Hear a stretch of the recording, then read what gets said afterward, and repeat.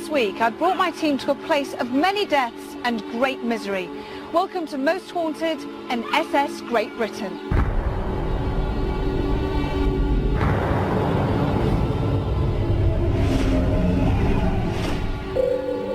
Brunel's great nautical triumph was launched in 1843 after 4 back-breaking years of construction. It immediately broke all existing records, described as the greatest experiment since the creation. She was both the largest and the strongest ship ever built. By the mid-1800s, she was regularly plying to and from Australia, carrying thousands of migrants to a new life down under. It is said that many modern-day Australians can trace their family line back to those that undertook those voyages on this great ship. Conditions were hard and many lost their lives on the long journey. What fired the collective imagination of the team were the many stories of hauntings connected with the ship, from its original conception through to its many voyages to its final return. And to be the first to carry out a paranormal investigation on its decks was an opportunity we could not turn down.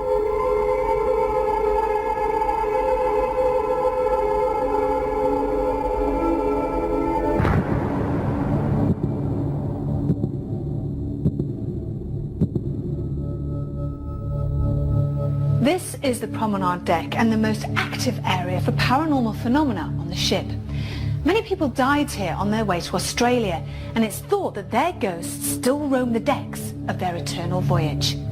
The sad, weak spirit of a dying passenger has been seen begging for help, and her cries have been heard echoing through the ship's corridors at night.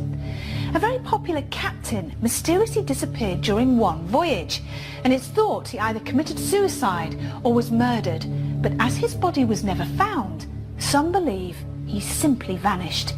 His spirit appears all over the ship, but particularly in this area. The ghost is said to be very large and very angry.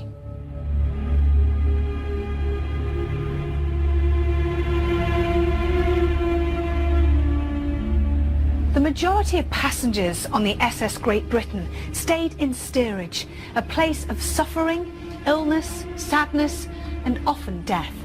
There are so many unhappy spirits that haunt this area, from children to old hags, that many people experience an overwhelming feeling of depression, mourning, and pain.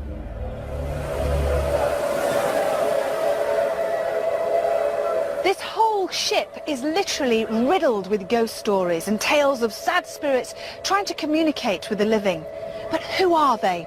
A lady dressed in grey wanders the deck, children are seen playing, and the phantom of a large man walks the boards with loud, echoing footsteps. We have 24 hours to find out.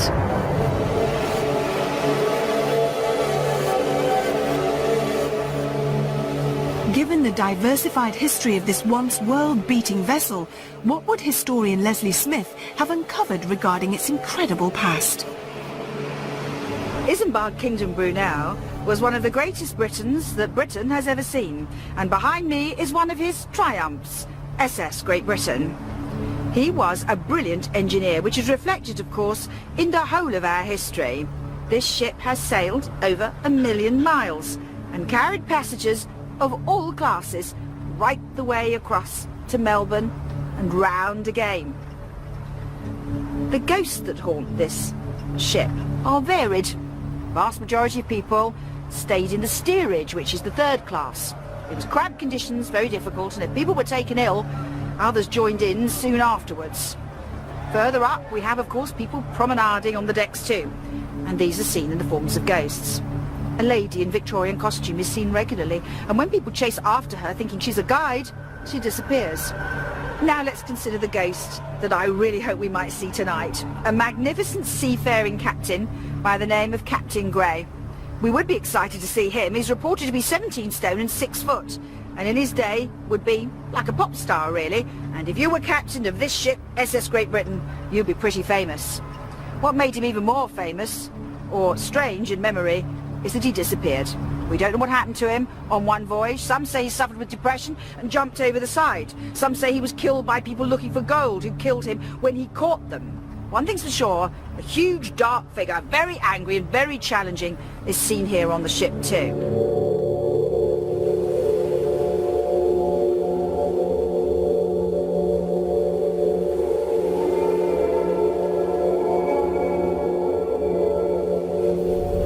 It's not often that the team have the opportunity to investigate such an amazing location, and one that has travelled literally around the world. I asked parapsychologist Dr. Kieran O'Keefe what difference this could make to the phenomena we might expect to uncover.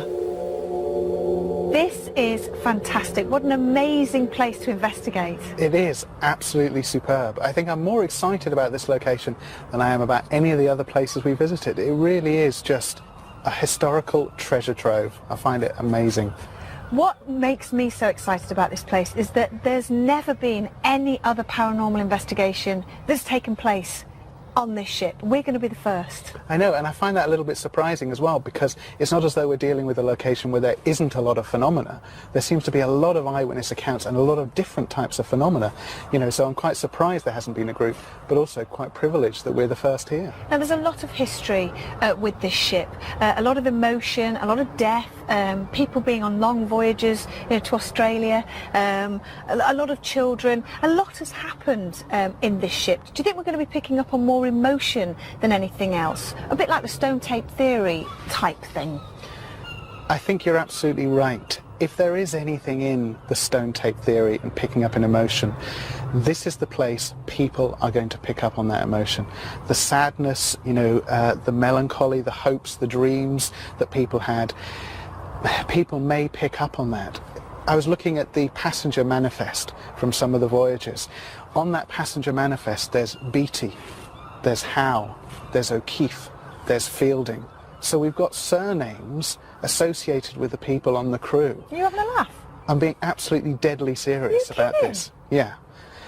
And you tie that in with hearing some of the history, when Leslie talks about the history, hearing about, you know, people dying on some of these voyages. There is such an emotional element to this investigation. The one thing I find fascinating is the disappearance of Captain Gray. I mean, we were just thinking, is there any way that this ship could have gone anywhere near the Bermuda Triangle? Long shot, but yeah, but it's a complete mystery. It's bizarre. It is. What happened to him? Maybe we can find out tonight. I'm trying to think about it now, the navigation, and I can't imagine if it had gone to New York, it would have gone anywhere near. Oh, you know what?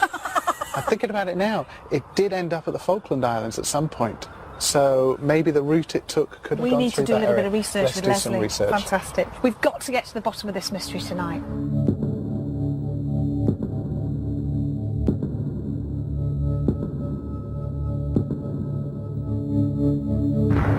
Joined by medium and psychic artist Brian Shepherd, the Most Haunted team prepare to investigate the SS Great Britain. Birthed in the very place where she was originally constructed, what lies in wait over the coming hours of our vigils? There's one spirit in particular who walks this entire ship. He has a great desire to search for the truth.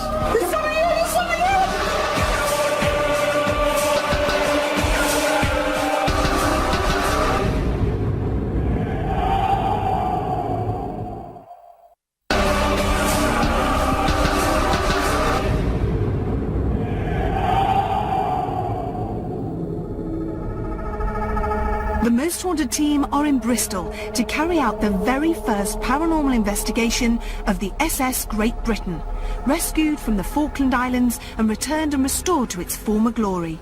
Now a wonderful museum in the very place where it was originally constructed. We begin with our customary lit walk around and hope to orientate ourselves for the coming hours of darkness and possibly awake the spirits of the past. What ghosts and phantoms lurk within the hull of this magnificent vessel?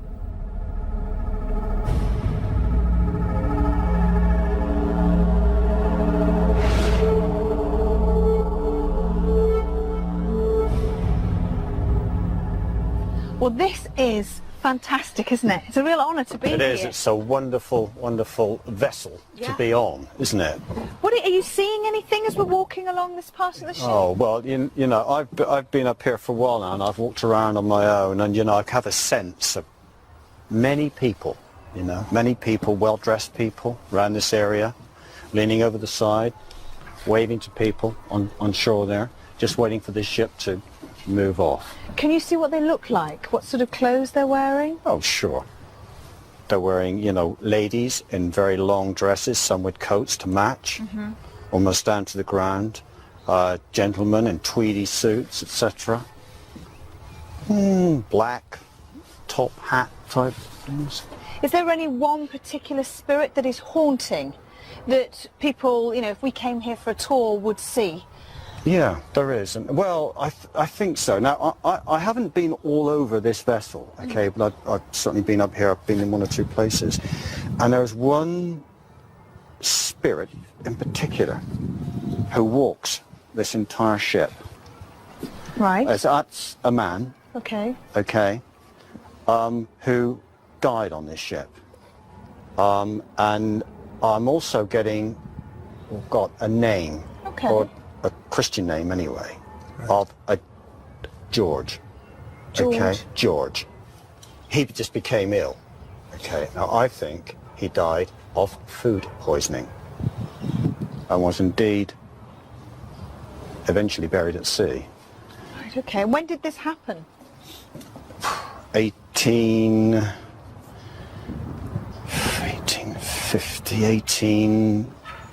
late 1850s, 1860. Around that time? Round about that Was time.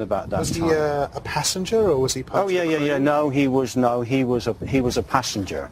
He was a passenger, I think, who joined the ship to sail to Australia. I think he joined the ship in Liverpool. Well, let's go through here and see if we can find some more information. If I can open the door. There we go.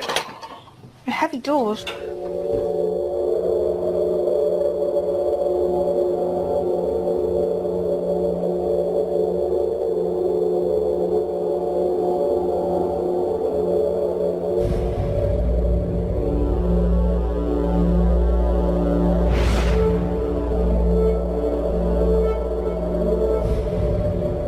So why do you think this gentleman, like Kieran says, is the only one that seems to be presenting so far to you? Because I believe that he has a greater desire than many to come back, to search for an answer, really. He has a great desire to search for the truth. Okay, maybe we can help him with that. So maybe we could. Yeah. Now, we've come to a completely different area. Very grand, very nice. Yeah. What are you picking up in here? Once again, I pick up possibly the woman that I see most, that walks down through this aisle here, this deck. A tall, slender woman, a young woman, very young woman, who once again, unfortunately, died during the voyage, during a journey on this ship. Can you be a bit more specific?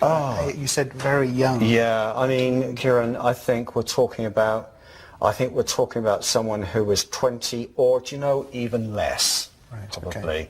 Do you have a name for her, for this lady? I can't be sure, Kieran, but I'll give you, I'll say Mary, okay? I'll say Mary because that seems to come across to me more than any other. Any surname? Because I know Kieran's got the whole list of passengers, and it would be, if you think, that would be amazing. Gower. Either a C, a G or C. I'd say a C. Surname beginning with a C. Cohen. Cohen. Yeah. I can definitely check that on the passenger manifest, Yeah. but I do know of a story associated here. I don't know if you want me to say Yeah. in terms of what information Yeah. confirms what Brian has picked up on. There is a report of a figure seen here, and the name is Mary Cohen. So I can guarantee that. I can double check on the passenger manifest whether she would have been on the Australian voyage or another voyage. But yeah, Mary Cohen is the name. Well, that's a lot of information. It is a lot. But so she haunts here. She- Mary. Yes. I knew of a She's woman, specific but I didn't area, know her and name. specifically this promenade deck. Really? That's She walks absolutely through this fascinating. promenade. And so she's really strong here. Anybody else that you can pick up on? A man, a burly sort of man, tall and big, you know, a big man, okay? Other than that, at the moment, that's a feeling. Other than that, I can't do more for you than that No, at the moment, just that. okay? Just that. But perhaps as we move on, that will become more clear. Blimey, there's a lot of information there. Well, as I say, you know, when you filter this through, as I say, you know, you're met with lots of people, Yeah. but there's some things more stronger than others. And this is going to be active in this area. You Oh, feel? yes. Definitely. Well, I would have thought so. What I want to do now is take you to a different area, completely different to here. Okay. Totally different atmosphere and in the way it looks and everything. So follow me. We'll go this way.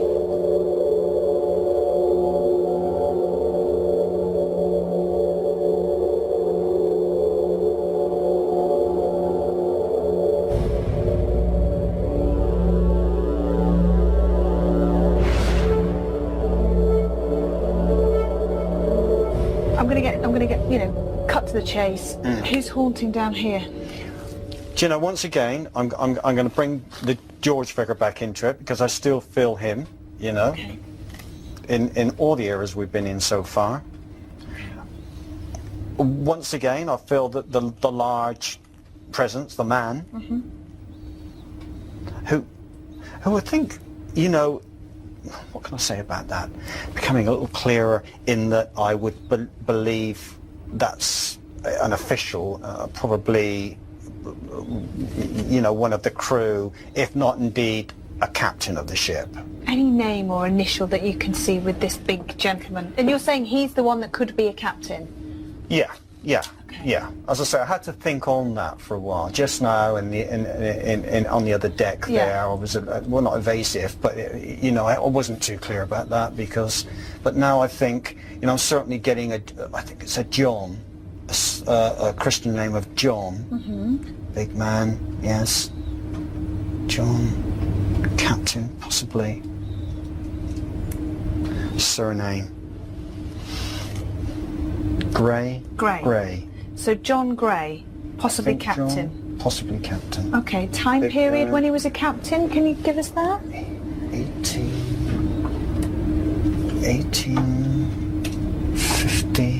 1850, something or other, I suppose. What happened to him? Should we walk on a little bit? Well, yeah.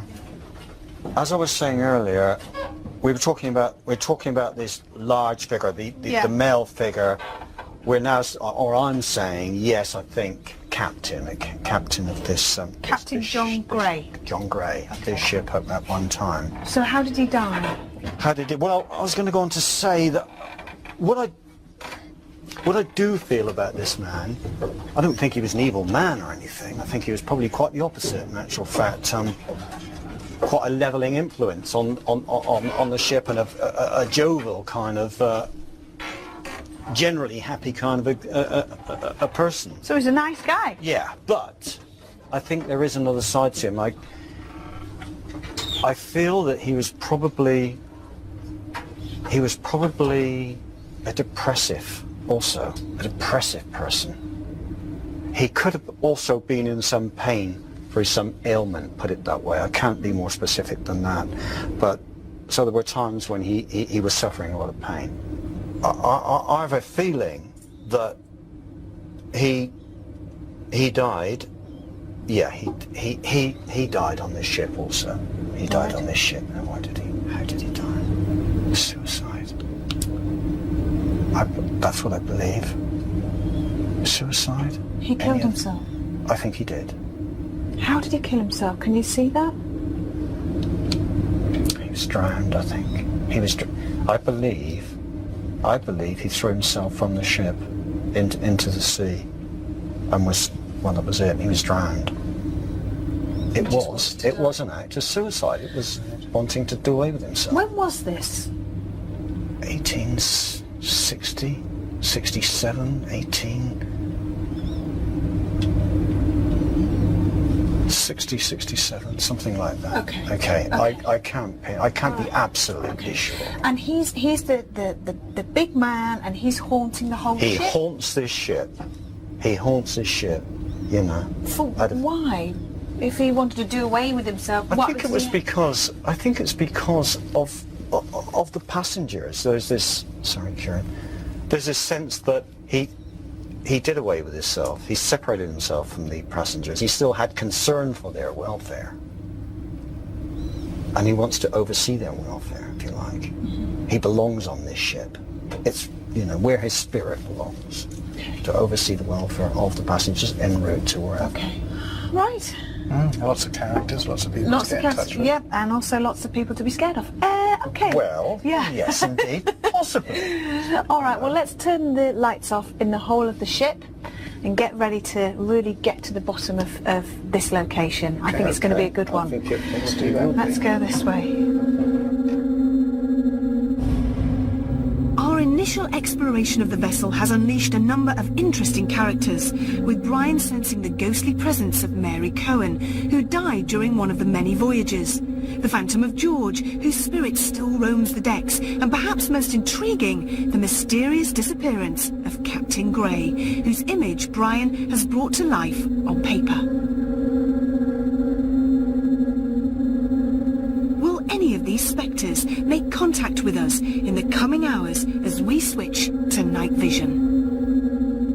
It's actually like the ship is moving. Oh my God!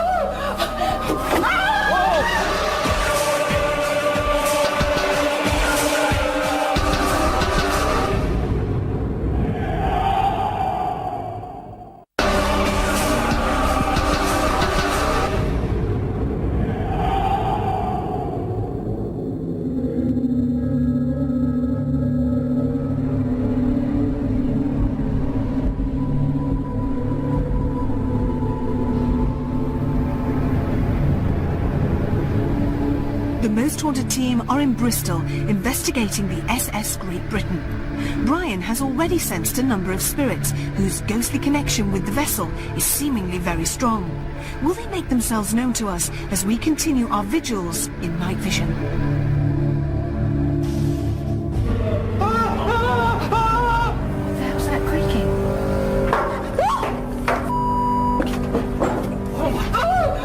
There's somebody here! There's somebody here! Kath and I move to the lowly third-class accommodation in the bowels of the ship to begin our exploration of the vessel.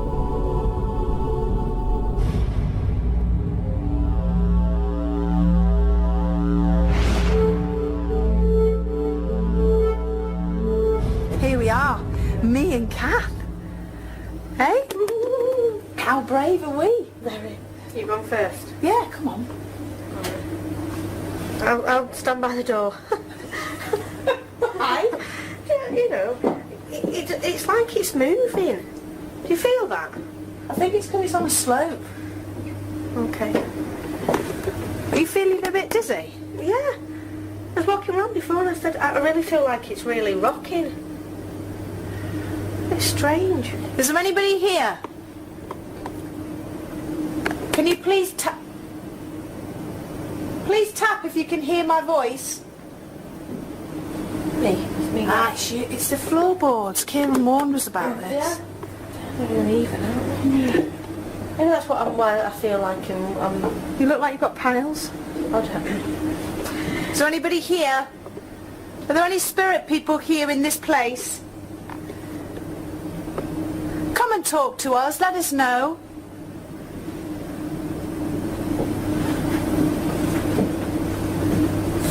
It seems a bit weird round there.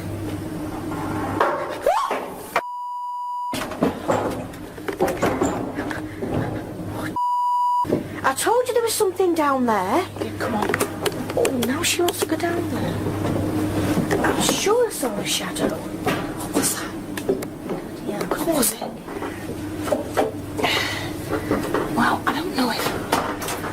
Hey, it's a piece of coal. Is it? Yeah.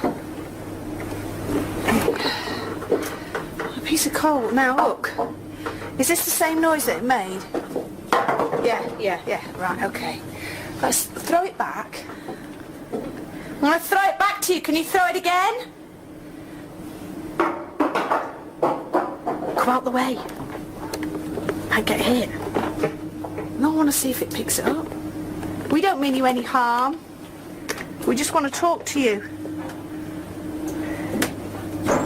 Oh, is that you?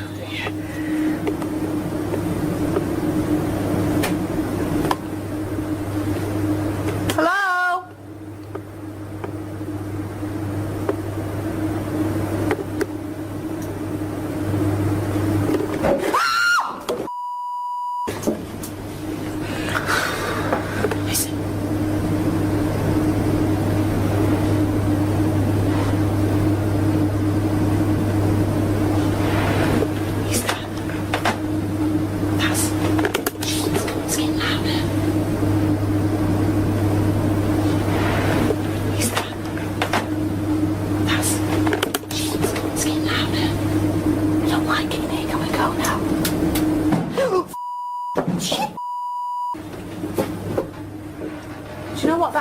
like. That cold? Yeah. It did. Something's following us round, you know. Do you think? With seemingly paranormal activity building throughout the entire ship, Carl, Stuart, Leslie and Brian hold a séance in the first-class dining room.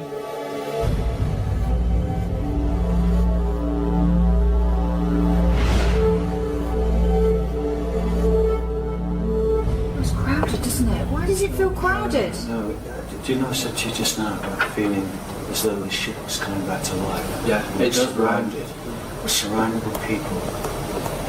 There's a shed down there, there's definitely. Blocking on the left there. Well, walk straight in front of the light down on the left hand No, I side. saw that absolutely clearly. And again. Is it near the light? We still. No. We got a presence of a man. There's a man with us. Freezing cold on my right hand side. On my There's a right man with us now. Oh, we're getting just picked it up there. Yeah. Yours went cold then. My left hand, Yeah. my left hand, my Yeah. first one right, then my left. What is he? What is this man?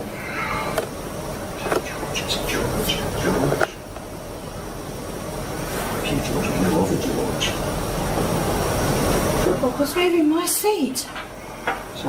Nothing's moving. Peering down on us. You're right. Yeah, I'm just getting myself a bit... Peering down on us now. He's with us. Very, very close.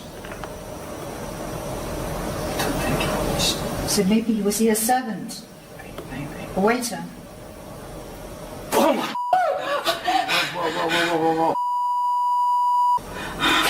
Right near Wigan, right between those two pillars. Something just moved back into the darkness. And he was here? Sorry to stop you. And he was looking at us? Kieran's right. And what was he dressed in? What did he look like? Do you know, sort of a tweedy kind of jacket and sort of a cap. A soft cap.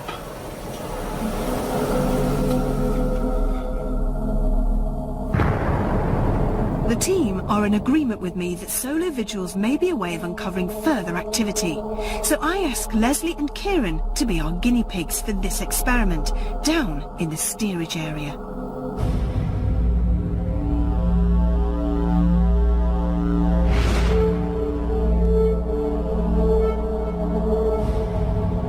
What's happening now is I've been sent off by Carl Beattie, that brute, to go to the stern of the boat, the blunty bit, on my own, having been frightened senseless for the last, it seems like lifetime, and I'm not looking forward to it. Doing a lone vigil down in the third class accommodation area down here.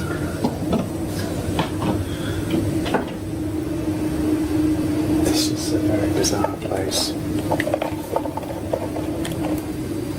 There's something about this place. I don't know, it's just psychologically going on. I'm in here. Hello? Is there anybody there? If there is, bugger off. I don't want to know. Oh, there's a noise. There's a noise. And there's doors everywhere and mirrors everywhere. Hello, is there anybody there? Don't show yourself. Thanks. It's very bizarre. I've done solo vigils before. I've been absolutely fine. I think I'm trying to rationalise this. I'm trying to say, yeah, you're fine. But if somebody now were to ask me to walk back down that cabin where I've just come from,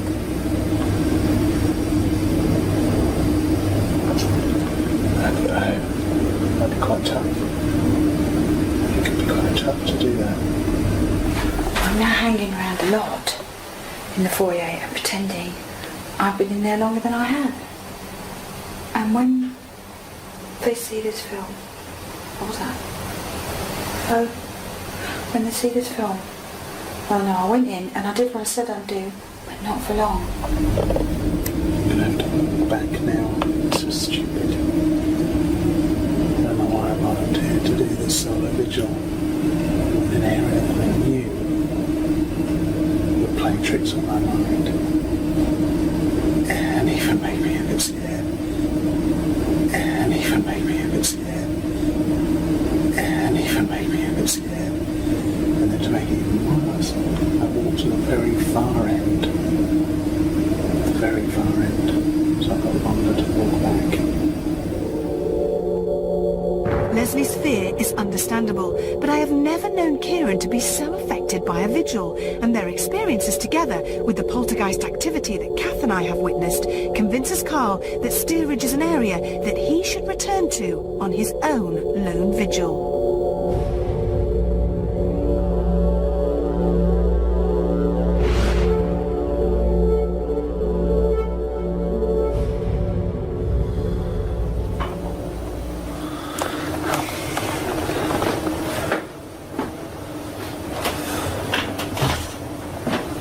I'm really not looking forward to this. What the was that? What was that? Oh. What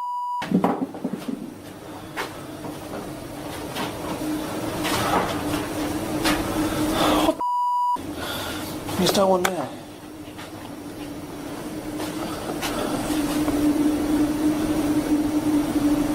Hello?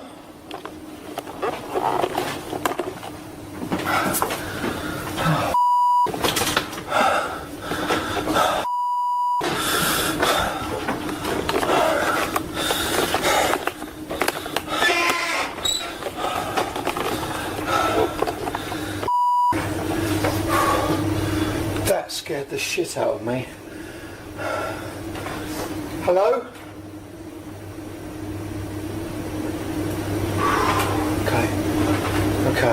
Okay.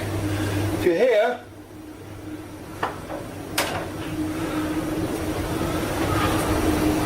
please make a sound.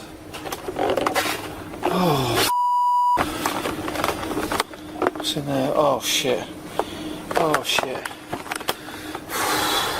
Sorry for swearing. Hello? If you're there, please make a sound. I really don't want to go. Right, I'll go through this centrepiece. If you are in here, please show yourself to me.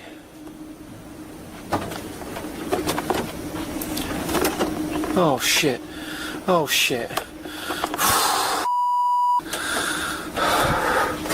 Please, if you are here, make a sound. I'm so scared. I am so scared. If you are here, I've not come here to... Oh, what was that? Bollocks. Oh, shit. Hello? I was in there. Oh, the two women fighting. Me. I've not come here to ridicule you or... Where the Oh, crying out loud. If you are here... Oh, shit.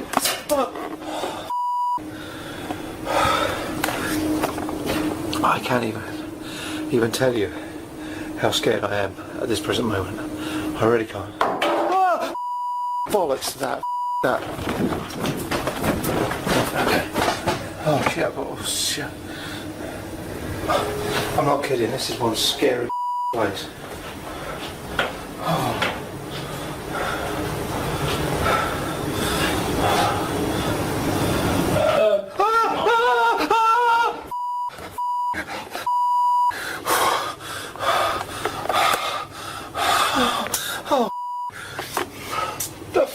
What was that? Carl's frightening experiences in third-class steerage deep within the ship persuade the team that this area will give us the most paranormal phenomena. What further shocks lay in store as we resolve to focus our investigation here? That's right. You alright, Bri?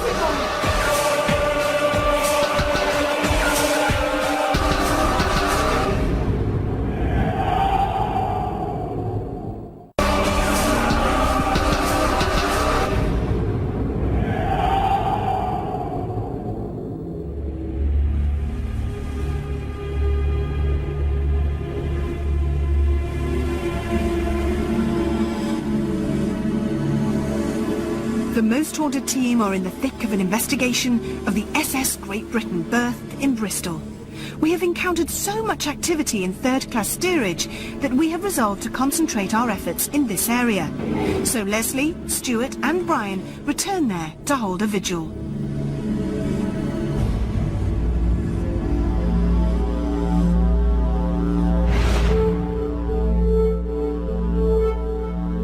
Brian, are you picking anything up at all, or? I mean, because there must be something definitely down here. There's got to be. I mean, there's more than one. Believe me, there is more than one presence. You get a sense, a sense that there are several. yeah. Couple in, and you get a sense of turmoil, aggression. I've actually got a headache now. I know I keep saying that, but With the pressure so yeah, incredible. that's right. Oh, You all right, Bri? is it right? What have you seen, mate? Something moved just inside this door. Just Whoa! Whoa!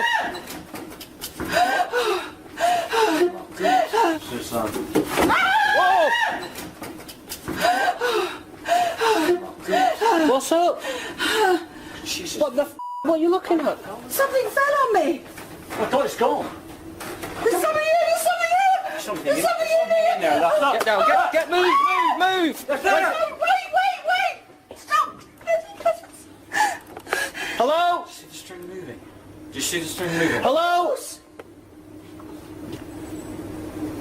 Something moving there. There's something moving there. You see the piece of the string? Look, here. The string here was all moving. Something fell towards me. Where? Here. This. Oh right, oh I see it. So where was it? It just... Is that a washing line or something? Well, I don't know. It was... Were you coming... But no, I was just standing here and something fell on me and it was... Really? Well, it's nothing's happening now, is it?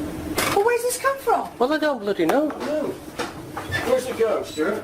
It's like a ball of strings being thrown. Look where the string is, come here. It's attached to this mannequin. Never. It bloody well is. Look, Brian. Let's have a look. Let's have a look. It's just as if it pulled it, isn't it? Well, That's tight in, that. seems... So how the hell's that been thrown across then? That was what has happened. Brian, There's did someone- you see it? Did you see it? Yeah. And look, why is it loops like this? How can it be looped like this if it's a stage thing? How can it be looped? Look at this. What? They wouldn't have this for the general public. Right, we need to think about what's going on here now. Leslie, are you sure that wasn't already over there? Absolutely, 100,000%. And you've not sure. caught it with your hair? No, because look, that in itself. But what about visitors who were? Well, I at don't Six know. I've Flags? not noticed it, you see, until you said. Right, okay, so what we're saying, it's been thrown. And soon as that happened, didn't we hear banging or something? That won't talk just now. Leslie, The banging... hang on. Wait a minute, there's a ball of Hang bloody on. There's a ball of string here. Where is it? There's a ball of string in here that's gone straight over my head. Look at that. Where? There, there's the ball. Look. That ball of string that we've just seen on camera, the other end of that is attached to a mannequin's hand. It's tight in. How can it be held by a mannequin? They wouldn't have string like that. A man of 6 foot. Oh! Get out! Get out! Now, Brian, move! What? What's going on? Where am I? What did you say? What did you... If you want to go back in there, Oh you my... will. Something behind us! Leslie, run! Get out! Oh, it's the mannequin. I'm sorry. It frightened me. Let's... Guys, we're really sorry. Here, Sorry. let's come on. Sorry. Which way out is it? Come on, I can't work out to get out. I can't Brian. work out to get out. Come, follow me.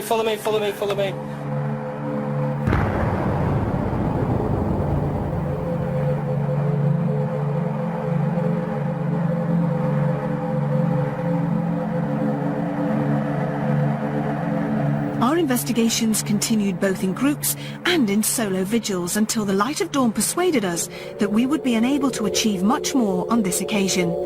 We concluded our investigation drained but pleased with our apparent success. However, what did ever-sceptical Dr. Kieran O'Keefe make of the night's inquiries? SS Great Britain was a fantastic location to investigate. Remember, the Most Haunted team were the first paranormal investigative group who were actually allowed there to investigate. During the course of the evening, various members of the team experienced quite different things.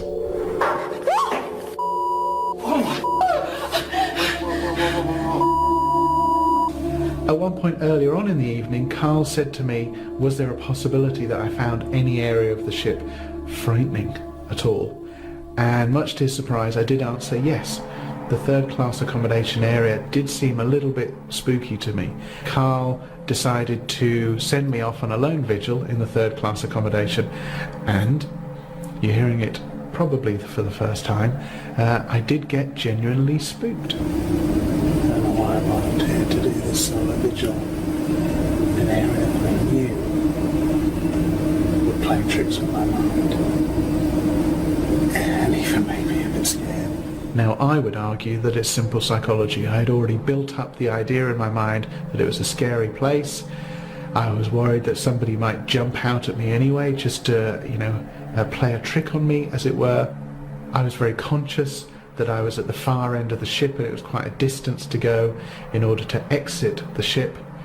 I don't know, it could have been a number of different things, simply psychology. This is a very bizarre place. The third-class accommodation seemed to be a focus for the most significant phenomena during the investigation. At one point, a number of the crew witnessed a rope or string fly across them. This is very impressive phenomena when you consider that there didn't seem to be anybody else in the third-class accommodation. But again, from a parapsychologist's point of view, we have to see the footage from the beginning of the object being thrown to the end and in between, the entire trajectory.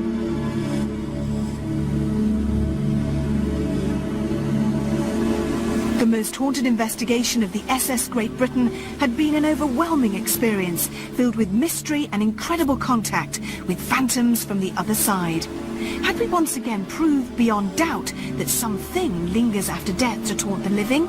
It's up to you to decide. Until next time, sleep tight.